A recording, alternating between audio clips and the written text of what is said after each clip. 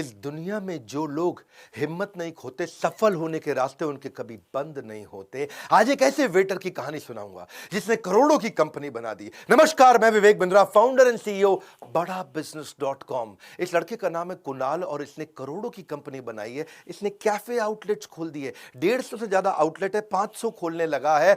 आज 100 से ज्यादा प्रोडक्ट रेंज बना दी और वर्ल्ड क्लास फैक्ट्री तैयार कर दी। 7 स्ट्रैटेजी बताऊंगा। पहली स्ट्रैटेजी क्या है? Organised chain of QVA strategy. Powerful है QVA स्ट्रैटेजी। क्या होता है ये QVA? कुणाल जो होटल में वेटर था, एक दिन उसके जन्मदिन पे सारे दोस्तों ने बोला आज पार्टी चाहिए भैया।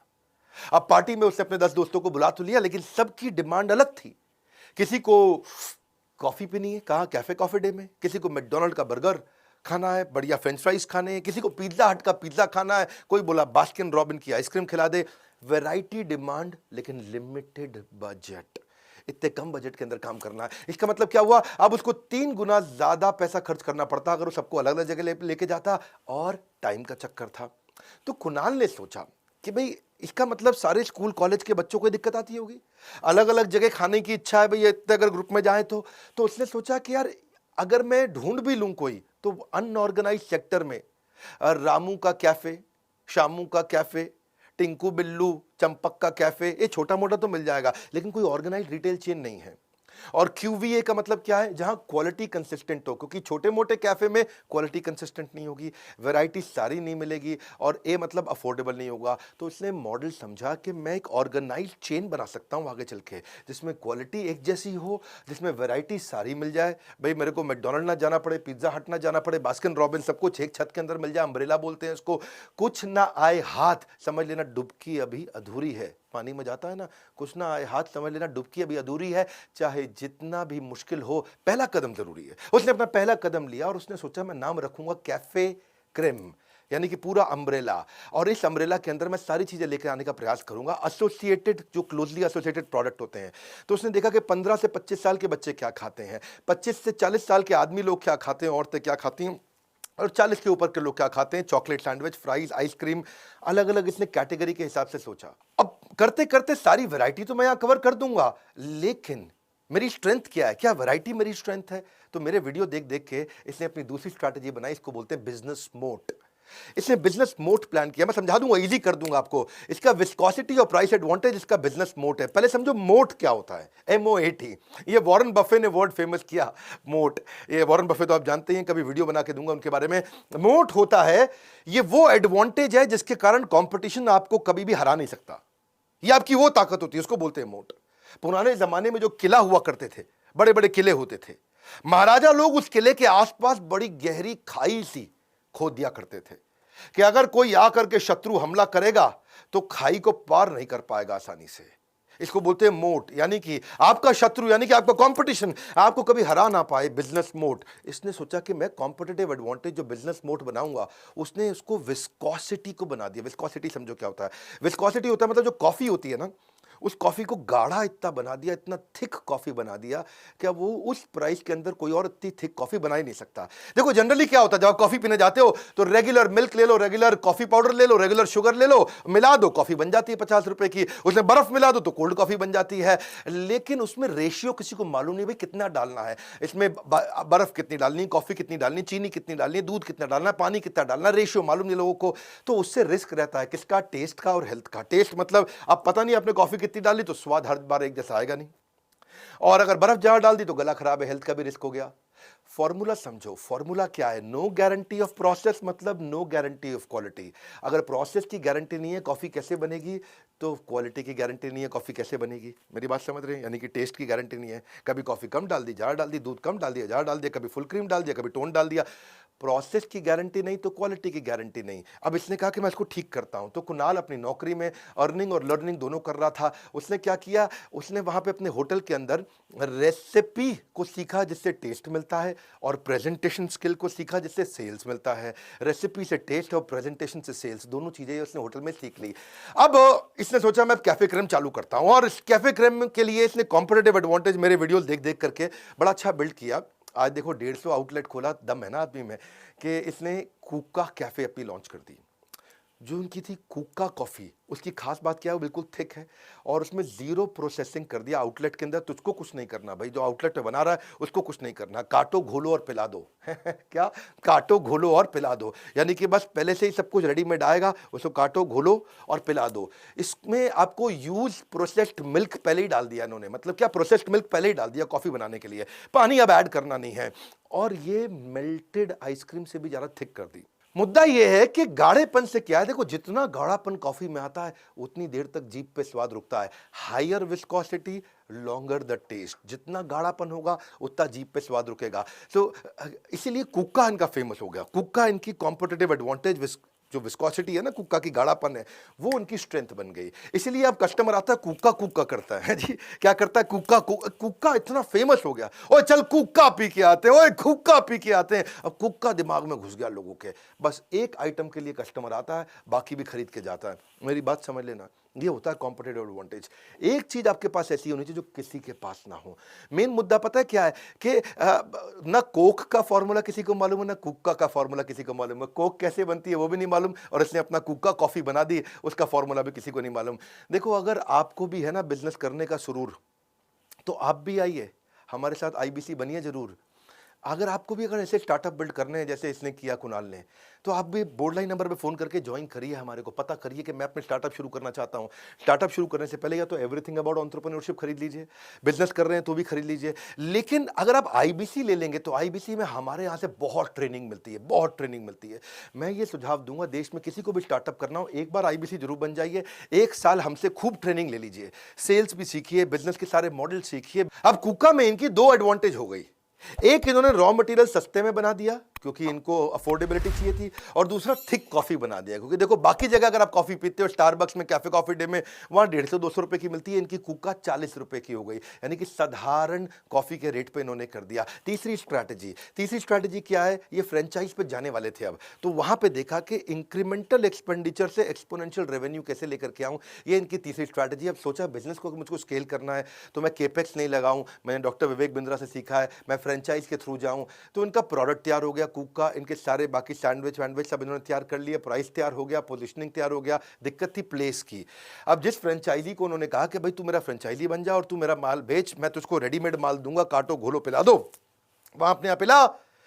लेकिन वो जो फ्रेंचाइजी था वो कई बार गलत लोकेशन पे खोल देता था, उससे उसको कम रेवेन्यू और फ्रेंचाइजी अपसेट, क्योंकि अगर उसका फुटफॉल कम है, अगर आपने खराब लोकेशन ले लिया, फुटफॉल मतलब लोग चल के आते हैं ना, फुटफॉल कितने फुट पहुंचेंगे आपके यहाँ, अगर लोकेशन खराब है तो फुटफॉल कम होगी तो आरओआई कम होगा, lower footfall lower ROI directly proportionate है। जिंदगी की राहों में जो मुश्किलों से लड़ा है, सफलता की रेस में वही आगे खड़ा है। इतनी सारी प्रॉब्लम सुनने के बाद उन्होंने सोचा कि क्यों नहीं आउटलेट पे खुद ही हम जाकर के देखें समस्या क्या है। और जब वहां जाके देखा, अजीबोगरीब जगह पे फ्रेंचाइजी आउटलेट खोलते थे कि जहां रात के अंधेरे तो छोड़ो, कोई दिन के उजाले में भी ना पहुंच सके, ऐसी जगह जाके खोल लेते थे कि वहां आसपास ना स्कूल है ना कॉलेज है, मोहल्ले की 5वीं गली में तीसरे फ्लोर पे जाके खोला है। दे रियलाइज कि भाई ये गलती तो हमारी है, हमने उसकी मदद नहीं करी लोकेशन ढूंढने में। तो उन्होंने बनाया manual of location and specification, एक अच्छा बढ़िया मैनुअल तैयार किया।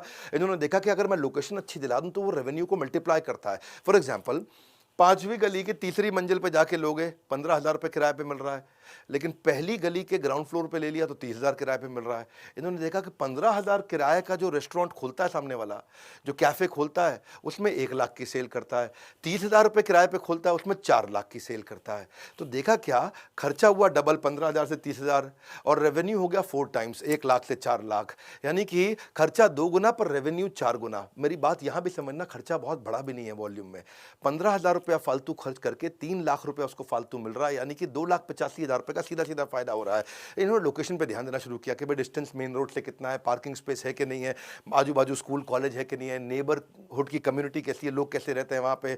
तो स्कोर बोर्ड बना दिया कि भाई जैसे जैसी लोकेशन लोगे उस पर मैं स्कोरिंग करूंगा। अगर लोकेशन अच्छी है तो भाई ग्राउंड फ्लोर है कि नहीं है, वाटर सप्लाई है नहीं है, रेंट कितना है, डिपॉजिट कितना देना है, करंट आउटलेट से कितना दूर है, पार्किंग स्पेस है कि नहीं है, सीटिंग स्पेस और फ्रंट कितना बड़ा है, फुटफॉल कितनी, लोग कितने आते हैं वहाँ पे। और फिर लोकेशन के बाद इन्होंने उसको अलग अलग सपोर्ट दे दिया, आर्किटेक्ट, एक्सटीरियर कैसा लगेगा, फ्रेम्स कैसे होंगे, मेन्यू बोर्ड कैसा होगा, वॉलपेपर कैसा होगा। तो उससे ब्रांड यूनिफॉर्म भी हो गया। और किचन अप्लायंस मशीन एक ही जगह से लेनी शुरू कर दी, टी शर्ट, एप्रन, कैप, ये सब सबको पहना दिया। अब फ्रेंचाइज चलने लगे। लेकिन अब कंसिस्टेंट करना था और इसको इजी करना था, तो चौथी स्ट्रैटेजी वो क्या है, QA, quality assurance with blend and serve strategy. Simple, मैंने बताया था ना, काटो घोलो लगा दो, ब्लेंड एंड सर्व, बड़ा सिंपल कर दिया उन्होंने और कैफे खोल दिया। अब कैफे खोलने में या जब, अच्छा एक बात समझिए, जब भी कोई आदमी कैफे खोलेगा तो या तो वो होटल बैकग्राउंड से होना चाहिए, या वो खुद शेफ होना चाहिए, भाई सैंडविच बनाए, सब बनाएगा, पास्ता बनाएगा, पिज्ज़ा बनाएगा, बर्गर बनाएगा, फ्रेंच फ्राइज बनाएगा, या तो खुद से शेफ होना चाहिए, या फिर किसी शेफ को हायर करे, या किसी होटल के कंसल्टेंट को ले आए, सबसे उससे खर्चा बढ़ जाता है। तो उन्होंने सोचा कि मैं कुछ ऐसा कर दूं कि ब्लेंड एंड सर्व हो जाए, मतलब 2 मिनट में खाना खिला दे, 5 मिनट में बढ़िया सा कॉफी वॉफी बना के पिला दें सब उसको। तो हर चीज को उन्होंने ब्लेंड एंड सर्व पे डाल दिया कि इजी कर दे, वहां पे फ्रेंचाइजी को कुछ ना करना पड़े, फ्रेंचाइजी इसमें कुछ मिलावट भी ना कर सके। तो उन्होंने पूरा रॉ मटेरियल अपनी तरफ से बना के दे दिया, जिसकी रेसिपी पहले से फिक्स्ड हो गई। अब फ्रेंचाइजी अपने आप से तो कुछ बना नहीं सकता, कुछ गलती करेगा, या गलती करने से पहले कम से कम 100 बार सोचेगा, क्योंकि भैया एक जैसा रॉ मटेरियल आ रहा है, एक जैसा टेस्ट आएगा। इसके लिए वो लोगों ने ऑडिट भी करना शुरू किया कि फ्रेंचाइजी कुछ अपनी तरफ से ना मिला है, उनको रॉ मटेरियल हम ही देंगे, वो हाइजीनिक रहेगा। कस्टमर सर्विस को आके चेक करने लगे, फिक्स्ड रेसिपी को चेक करने लगे। अब क्योंकि सारी चीज़ें ये पहले से ही फिक्स बना के दे रहे थे, अब आपको मास्टर शेफ नहीं चाहिए, ट्रेनी शेफ से काम चल जाता है। मास्टर शेफ 1,20,000 रुपये महीना ले लेगा और ट्रेनी शेफ खाली 12,000 रुपये महीने में काम कर देगा आकर के, तो आपका पैसा बच गया, क्योंकि काटो घोलो और पिला दो, काटो घोलो और खिला दो, बड़ा सिंपल हो गया ये। इसके लिए अब आप में रिपीटेबिलिटी आ गई, वरना अगर होता क्या है, अगर स्टाफ चेंज हो गया तो टेस्ट चेंज हो जाता है। भैया आपके यहाँ जो छोटू बनाता है खाना, वो अगर छोटू बदल के उसकी जगह रामू आ गया, शामू आ गया, तो टेस्ट बदल गया जी, कॉफ़ी अलग पिलाएगा, सैंडविच अलग खिलाएगा। अब यहाँ पे वो सिस्टम है ही नहीं, यूनिफॉर्मिटी आ गई, स्टैंडर्डाइजेशन हो गया है। आज तक 10 लाख कुक्का के ग्लास उन्होंने बना के पिला दिए लोगों को। तो रॉ मटेरियल भी कंट्रोल हो गया और डिस्पैच के टाइम पे इनकी फैक्ट्री से वो भी कंट्रोल हो गया, काटो घोलो पिला दो का पूरा सिस्टम ही कंट्रोल हो गया। बड़ी बात नहीं है, होटल का वेटर भी आज बिजनेस कर सकता है, अगर बेसिक चीजें आप मेरी कम से कम फ्री वीडियो से सीखो। अगर बहुत सीरियस हो बिजनेस के लिए तो हमारा कोर्स खरीदो। 5वीं स्ट्रैटेजी B2B सपोर्ट उन्होंने किया। B2B सपोर्ट मतलब मेरा बिजनेस है, मेरा नाम है कैफे क्रेम, मैं अपने फ्रेंचाइजीज को ऐसा सपोर्ट दे दूं कि दिक्कत ही ना आए। फ्रेंचाइजी को सपोर्ट क्या दूं, जब उनको रॉ मटेरियल चाहिए, क्योंकि वो वहां कुछ नहीं करेंगे, सब कुछ मैं ऐसा रॉ मटेरियल दूंगा कि वहां बस 5 मिनट में फटाफट खिला पिला देंगे। ऐसे इन्होंने कैफे क्रेम बनाया। तो उसके लिए लॉजिस्टिक्स बड़ा इंपॉर्टेंट था, पर लॉजिस्टिक्स में दिक्कत आती थी। लॉजिस्टिक्स इनका खुद का नहीं था, थर्ड पार्टी हुआ करता था, तो उन्होंने खुद की ही गाड़ियां लगा दी। क्योंकि थर्ड पार्टी में क्या है, अगर 80% माल टाइम से पहुंचा, 20% नहीं पहुंचा तो भी दिक्कत थी, या माल खराब होकर पहुंचा तो भी दिक्कत थी। तो उन्होंने सारी अपनी गाड़ियां लगा दी, इन्वेस्टमेंट किया उसमें, सेल्फ ओन्ड पहले कवर्ड व्हीकल बनाई और बाद में उसको रीफर वैन भी कर दिया। रीफर वैन वो होती है जिसमें -20 डिग्री टेम्परेचर में आइसक्रीम का आइटम पहुंचे, कॉफी का आइटम पहुंचे -20 डिग्री टेम्परेचर में, रीफर वैन लगा दिया। अब उससे उसकी शेल्फ लाइफ बढ़ गई, प्रोडक्ट की टाइमली पहुंचने लग गया। इसको बोलते हैं B2B support, business to business support. अब देखो शेल्फ लाइफ अगर आइटम की बढ़ गई, बाकी आइटम कोई कॉफी की है वो हफ्ते भर में 9 दिन में खराब हो जाएगी, 9 महीने तक चलती रहेगी। रॉ मटेरियल टाइम से पहुंचा, इससे वेस्टेज कम हो गई और थर्ड पार्टी पे कोई डिपेंडेंसी नहीं है, इन्होंने खुद ही करना शुरू कर दिया और मटेरियल की शेल्फ लाइफ तो अपने आप कंट्रोल में आई गई। फिर B2B सपोर्ट में टेक्नोलॉजी देनी पड़ती है थोड़ी, जैसे क्या है, जो बेचारा वहां पे इनके यहाँ जो आउटलेट होता है, उस आउटलेट में जो खाना खिलाएगा, समझो बहुत बढ़िया लर्निंग्स है, मेरे हर वीडियो में पावरफुल लर्निंग है। वहाँ जो खाना खिलाता है, जो बना के देता है, वहाँ उसका रॉ मटेरियल खत्म है तो बेचारा वो लड़का बताना भूल जाता है बॉस को कि सर मेरा रॉ मटेरियल खत्म हो रहा है पीछे से, और बताना भूल जाता है तो अगला लड़का आता है, वो आकर के बताता है बॉस को, ओह भाई साहब, ओ यार तो कॉफी का माल ही नहीं पड़ा, अब क्या करूं मैं, है जी। और वो कस्टमर खड़ा है, भाई कॉफी पिलाओ कॉफी पिलाओ, और कॉफी पिला नहीं पा रहे हैं। तो बेचारा फ्रेंचाइजी ओनर जो है ना, वो इग्नोरेंट रहता है, उसको पता नहीं चलता, कस्टमर अब रिटर्न कर जाता है बिना परचेज किए। तो उन्होंने सोचा कुछ ऐसा सिस्टम बनाते हैं कि जैसे जैसे बिल जनरेट होगा, जैसे जैसे बिल जनरेट होगा, रॉ मटेरियल का स्टॉक घटेगा, यानी कि सॉफ्टवेयर पे दिखाई पड़ेगा कि भाई बिल बना, रॉ मटेरियल का स्टॉक सॉफ्टवेयर में कम होता हुआ दिखने लग जाएगा और आपको नोटिफिकेशन आ जाएगा कि भाई ऑर्डर कर लो रॉ मटेरियल। तो जैसे जैसे बिल बनता जा रहा है उसको नोटिफिकेशन आता जा रहा है। तो ये इन्वेंट्री और बिलिंग सॉफ्टवेयर है, ये आपको स्टॉक मैनेजमेंट में और आपके बिलिंग में हेल्प करेगा। बड़ा अच्छा B2B बना दिया, बहुत powerful strategy, margin versus ROI, इसको बोलते हैं FSN analysis, fast moving, slow moving, non moving. अब इनके ना बहुत सारे थे जो इनके फ्रेंचाइज ओनर्स थे, आउटलेट अच्छा हो गया, लॉजिस्टिक्स अच्छा हो गया, सब कुछ ठीक हो गया, मैनेजमेंट भी ठीक हो गया, लेकिन अभी भी फ्रेंचाइजी पैसा नहीं कमा रहा था, वो बिल्कुल अपसेट था क्योंकि उसका रोटेशन नहीं होता था। और इन्होंने सोचा कि भाई अच्छा फ्रेंचाइजी कमा नहीं रहा है, चलो उसका मार्जिन 20 से 30% कर देता हूं। 30% मार्जिन कर दिया तो भी फ्रेंचाइजी अभी नहीं कमा पा रहा था, फ्रेंचाइजी अभी भी अपसेट था क्योंकि because they were not able to make money, दुखी था फ्रेंचाइजी। क्योंकि मुद्दा क्या था, फ्रेंचाइजी को जब ये 1 लाख रुपए की इन्वेंट्री देते थे वो उसको 2 महीने में बेचता था। 1 लाख रुपए का माल आया, 2 महीने में बिका। अगर 30% मार्जिन है तो 1 लाख रुपए पे 30,000 रुपया बचा। सुनना मेरी बात को, 1 लाख पे 30,000 बचा, लेकिन कितने महीने में? 2 महीने में। यानी कि 1 महीने में 15,000, अगले महीने में 15,000, जनवरी में 15,000, फरवरी में 15,000। 15,000 पे लेके करेगा क्या? इससे चलो चौकीदार की नौकरी ना कर ले, चौकीदार को 18,000 रुपये महीना मिल जाता है। तो परेशान होने लग गया फ्रेंचाइजी, भाई ये तो काम ही नहीं चलेगा इससे, क्योंकि कुछ आइटम बिकने में टाइम लग जाता था, और अगर उसको 2 महीने से ऊपर लग गया तो और हालत खराब। तो ज्यादातर फ्रेंचाइजी यही प्रॉब्लम देख रहे थे। तो इनको समझ में आया कि भाई ये आरओआई के कारण एक बड़ा एट्रिशन का रिस्क आ गया है, और इस एट्रिशन के रिस्क के चक्कर में भाई फ्रेंचाइजी छोड़ छोड़ के चले जाएंगे ऐसे। तो उन्होंने रियलाइज किया कि दिक्कत मार्जिन की नहीं है, दिक्कत आरओआई की है। जब तक है बिजनेस में प्रॉफिट उम्मीद से ज्यादा, तभी तक फ्रेंचाइजी भी बिजनेस में जुड़े रहने का रखता है इरादा। तो मैं यूट्यूब पे FSN एनालिसिस का वीडियो दिया था, fast moving, slow moving, non moving, भैया कैसे रन करना है। तो हाँ, इन्होंने उससे सीखा, और इन्होंने भी अपने आइटम को अब देखने लगे कि भाई कौन सी चीज़ ज़्यादा बिकती है वो ज़्यादा दो, कौन सी चीज़ स्लो मूविंग है वो कम दो, कौन सी चीज़ बिकती नहीं है वो अपने फ्रेंचाइजी को मत दो। मेरी बात समझ में आई? यानी कि 1 लाख रुपए में ज़्यादातर चीज़ें वही दूंगा फ्रेंचाइजी को जो फट से बिक जाती है। ईजी कर देता हूँ, आप मेरे चैनल पे आए हो ना, यहाँ तो बात आसानी से समझ में आती है। साधारण भाषा में समझो, मैंने 1 लाख रुपए फंसा रखा है। अब 1 लाख पे मुझे 30% मिलने हैं, यानी कि 30,000 रुपये मिलने हैं। अब 30,000 रुपये मुझको 15 दिन बाद मिलेंगे, या 30,000 रुपये मुझको 2 महीने बाद मिलेंगे, 30,000 रुपये मुझको 2 हफ्ते में मिलेंगे या 2 महीने में मिलेंगे, इतनी सी बात है। तो उस 1 लाख पे जल्दी जल्दी जल्दी जल्दी मिल जाए। अगर हर 15 दिन में 30,000 रुपये मिलेंगे तो 2 महीने में तो वो 1,20,000 रुपये हो गया ना। इसको बोलते हैं आरओआई। मार्जिन अगर 40% भी होता, लेकिन माल जल्दी जल्दी नहीं बिके, तो उस महीने में मेरे फंसे हुए पैसे की कमाई आएगी नहीं।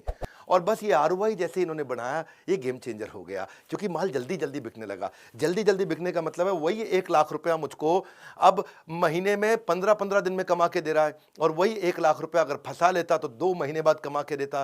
15 दिन वर्सेस 2 महीना, यहां पे गेम चेंज हो गया। 4 गुना की आरओआई में ग्रोथ आ गई, फ्रेंचाइजी रुकने लगा। 7वां वॉइस ऑफ कस्टमर जो आपको बढ़ाता है, वो तो आगे वीओसी वॉइस ऑफ कस्टमर ही बढ़ाएगा। कस्टमर ही बताएगा दिक्कत क्या है। जब ये फ्रेंचाइजी बढ़ाने लगे तो कस्टमर आता था लेकिन वापस नहीं आता था। कस्टमर आता था, ये सोचे वापस क्यों नहीं आ रहा। वॉइस ऑफ कस्टमर थी कि भाई नहीं चलेगा, नहीं आऊंगा, नहीं चलेगा, नहीं आऊंगा, नहीं आ रहा था। कैफे क्रेम ने सोचा भाई क्या किया जाए, कस्टमर को रोके कैसे। उन्होंने देखा जाकर के सारे आउटलेट पे प्रॉब्लम ही कुछ और है। प्रॉब्लम क्या है कि जो स्टाफ था वो प्रॉपर ड्रेस में नहीं था, अनक्लीन था, बिना नहाए आता था, बदबू मारता था। और उस कस्टमर एक्सपीरियंस, क्योंकि जब बदबू आएगी कस्टमर एक्सपीरियंस खराब हो जाएगा। वही स्टाफ को बातचीत करना नहीं आता था, अनक्लीन डेस्क हुआ करता था जहां पे खाना खिलाते थे, ट्रे जो थी वो गंदी पड़ी रहती थी, आपका सफाई नहीं होती थी, एसी काम नहीं करता बदबू आने के कारण, और जब एसी भी काम न करे और बदबू भी भर जाए तो और दिक्कत आती है। यूज्ड प्लेट और कप ऐसे टेबल पे पड़े रहते थे, उसको साफ नहीं करते थे। तब इन्होंने कंप्लेंट रिड्रेसल मैनेजमेंट प्रोसेस चालू किया कि भाई कस्टमर मुझको कंप्लेंट कर सके। कैसे करेगा, वहां बड़े बड़े बोर्ड लगा दिए कि भाई हमारे को ईमेल कर दो या फोन पे कंप्लेंट कर दो, और एक स्पेशल टास्क फोर्स बना दी कंप्लेंट मैनेजमेंट सिस्टम के लिए। और कस्टमर उनको वेबसाइट से, ईमेल से, कॉल से कंप्लेंट करता था तो उनकी सर्विस की टीम तुरंत फ्रेंचाइजी को वापस फोन करती थी। अरे गुप्ता जी, आपने हमारी फ्रेंचाइजी ली, आपके यहां से शिकायत आ रही है कि आपके लड़के के यहां बदबू आती है, वो साफ सुथरा नहीं रहता। तो गुप्ता जी घबरा गए और अब इसको ठीक करना पड़ेगा। इससे क्या किया, इन्होंने देखा कि कहीं पे स्टाफ ठीक से बात नहीं कर रहा, कहीं साफ सफाई नहीं है। उन प्रॉब्लम से इन्होंने TNA कर लिया, ट्रेनिंग नीड एनालिसिस, कि इनको क्या ट्रेनिंग दे। जैसे ही प्रॉब्लम आएगी, जब भी आएगा क्राइसिस, तुरंत बनाए प्रोसेस। इन्होंने ट्रेनिंग नीड आइडेंटिफिकेशन TNI कर लिया कि इस वाले फ्रेंचाइजी को ये दिक्कत आ रही है, इसकी ऐसे ट्रेनिंग करेंगे, इस फ्रेंचाइजी को ये दिक्कत आ रही है, इसकी ऐसे ट्रेनिंग करेंगे। Training need analysis, training need identification जैसे ही किया तो आपकी सबसे असंतुष्ट ग्राहक ही आपको सीखने का सबसे बड़ा सोर्स होते हैं। और हमने भी एवरीथिंग अबाउट एंटरप्रेन्योरशिप में यही किया। जो जो बिजनेस की बड़ी बड़ी प्रॉब्लम है उससे हमने TNA TNI से अपने कोर्स को बनाया। जो जो बिजनेस की प्रॉब्लम है ढूंढ ढूंढ के सारे टॉपिक्स हमने कवर कर दिए। जो भी टॉपिक चाहिए आपको बिजनेस का, हमारे एवरीथिंग अबाउट एंटरप्रेन्योरशिप में हमने डाला। इसके बाहर कोई बिजनेस की प्रॉब्लम नहीं है, इसीलिए इसका नाम है एवरीथिंग अबाउट एंटरप्रेन्योरशिप। बिजनेस करना है या कर रहा है, इससे बढ़िया कोर्स कोई नहीं है, मैं आपको गारंटी दे सकता हूं। बोर्ड लाइन नंबर है, फोन करके पूछिए इसके बारे में, पता लगाइए। हमारे काउंसलर वेट करेंगे आपके कॉल का। इन्होंने किया क्या, एग्जीक्यूशन किया एट फ्रेंचाइजी, रेजोल्यूशन किया एट कंज्यूमर। इससे कंज्यूमर भी खुश हो गया, 48 घंटे में फ्रेंचाइजी को के साथ में एग्जीक्यूशन भी कर दिया। बड़ा सिंपल है, कस्टमर सेटिस्फैक्शन बढ़ा, रीपर्चेज रेट बढ़ा, रेवेन्यू अपने आप बढ़ा, और फ्रेंचाइजी का और इनका ब्रांड ट्रस्ट भी बढ़ा। इससे रिपीट सेल्स आने लगी। और अगर रिपीट कंप्लेन आ रही है सेम फ्रेंचाइजी के पास से, तो उसको वार्निंग दे देते थे, क्योंकि भैया जमाना बदल रहा है, फ्रेंचाइजी तू भी अपने आप को खुद ही बदले, नहीं तो दिक्कत हो जाएगी। अब ये इससे कैफे क्रीम का ग्रोथ बहुत जबरदस्त हुआ। यही मैं कहूंगा कि कुणाल की खासियत है कि अपनी लर्निंग पे फोकस करते रहे और इनकी ग्रोथ होती रही। वैसे एक बात है, जो बिजनेस को लेके सीरियस हो उसको ये वीडियो जरूर दिखाइए, शेयर करिए। मैं एक से बढ़कर एक पावरफुल केस स्टडीज बना रहा हूं। ये तो मेरे ही स्टूडेंट थे कुणाल, जिन्होंने हमसे सीखा, आज एवरीथिंग अबाउट एंटरप्रेन्योरशिप सीख रहे हैं, कंटिन्यूसली अपने बिजनेस को ग्रो कर रहे हैं। एक होटल का वेटर भी कहां से कहां पहुंच सकता है। फ्री वीडियोज मैं देता ही रहूंगा। किसी बिजनेस पर्सनैलिटी पे चाहते हैं, कमेंट बॉक्स में बताइए। स्पोर्ट्स पर्सनैलिटी पे चाहते हैं, कमेंट बॉक्स में बताइए। सोचता हूं कभी जैन समाज, बनिया समाज, मारवाड़ी समाज, इन पे भी वीडियो बनाऊं। सोचता हूं किसी बढ़िया किसी कंट्री, वो कंट्री कैसे ग्रो कर गया, उस पे वीडियो बनाऊं। कमेंट बॉक्स पे आप मेरा साथ देते जाइए, मैं एक से बढ़कर एक पावरफुल वीडियो दूंगा। फ्री में भी वीडियोस, हमारे बराबर के, हमारे से टक्कर कोई नहीं ले सकता है। पड़े हो किस चक्कर में, विनम्रता से कोई नहीं है टक्कर में। लाइक करके खूब उत्साह बढ़ाइए, नए हैं तो सब्सक्राइब करिए। बोर्ड लाइन नंबर पे फोन करके अगर बिजनेस में इंटरेस्टेड है तो जरूर पता लगाइए, काउंसलर आपकी मदद करेगा। हमारे साथ जुड़े रहने के लिए, वर्ल्ड का नंबर 1 एंटरप्रेन्योरियल यूट्यूब चैनल बनाने के लिए हृदय की गहराइयों से प्रेम पूर्वक बहुत बहुत धन्यवाद।